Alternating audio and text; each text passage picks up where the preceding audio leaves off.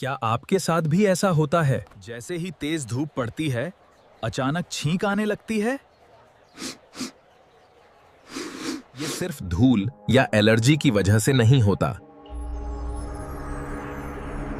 कुछ लोगों में तेज रोशनी स्नीज रिफ्लेक्स को भी ट्रिगर कर देती है।